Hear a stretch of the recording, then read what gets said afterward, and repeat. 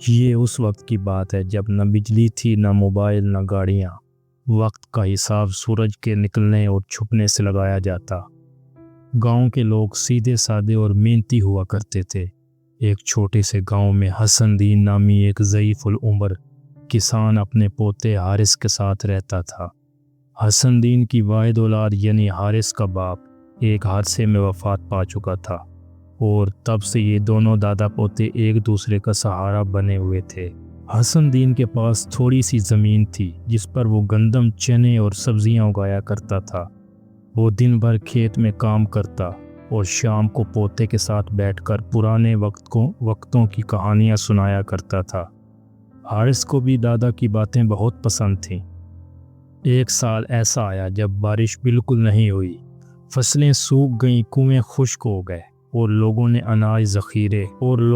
اناج کے جو ذخیرے کیے ہوئے تھے ان کو بیچنا شروع کر دیا۔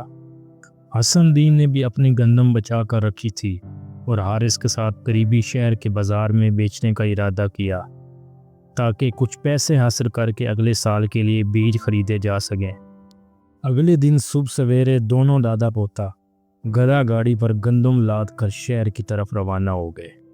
3 دن کی مسافت کے بعد وہ شہر کے بازار پہنچے۔ بازار میں بہت رش لگا تھا مگر اچھی جگہ نہیں مل رہی تھی۔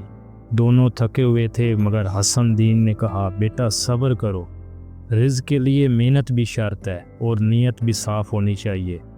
کچھ ہی دیر میں ایک بوڑھی عورت ان کے پاس آئی، کپڑے اس کے بوسیدہ تھے، چہرہ لاغر۔ وہ آہستہ سے بولی، بیٹا کچھ گندم دے دو، 3 دن سے بھوکھی ہوں۔ حارث نے دادا کی طرف دیکھا۔ حسن دین نے کہا، جو مانگتا ہے وہ اللہ کا مہمان ہوتا ہے۔ انہوں نے کچھ گندم اسے دے دی۔ بوڑھی عورت کی آنکھوں سے آنسو نکل آئے اور وہ دعائیں دیتی ہوئی آگے بڑھ گئی۔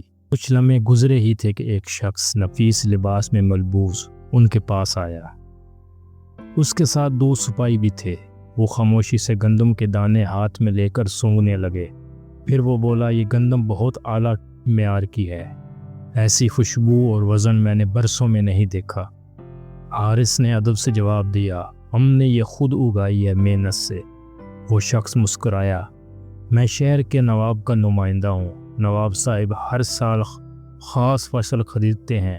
آج میں بازار میں چنی ہوئی گندم تلاش کرنے نکلا تھا اور وہ مجھے تمہارے پاس ملی ہے۔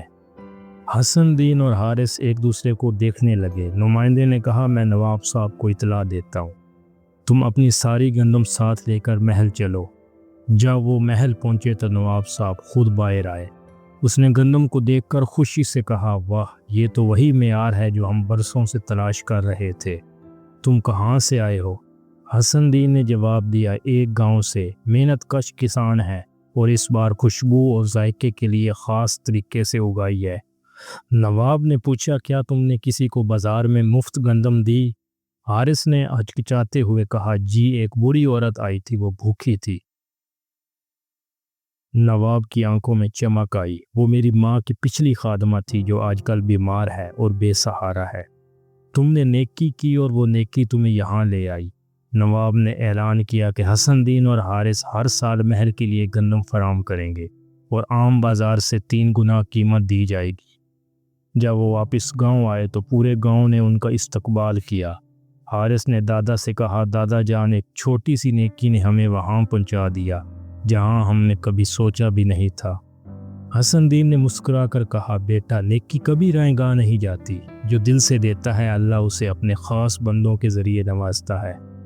تو اس سے ہمیں یہ سبق ملتا ہے کہ نیکی چاہے کتنی ہی چھوٹی کیوں نہ ہو، اس کا بدلہ ضرور ملتا ہے۔ جو دل سے دیتا ہے اللہ اسے ایسے مقام پر پہنچا دیتا ہے جو وہ خود سوچ بھی نہیں سکتا۔ کبھی کسی کی مدد کرنے میں دیر نہ کرو، کیونکہ تم نہیں جانتے وہ نیکی تمہیں کہاں تک پہنچا سکتی ہے۔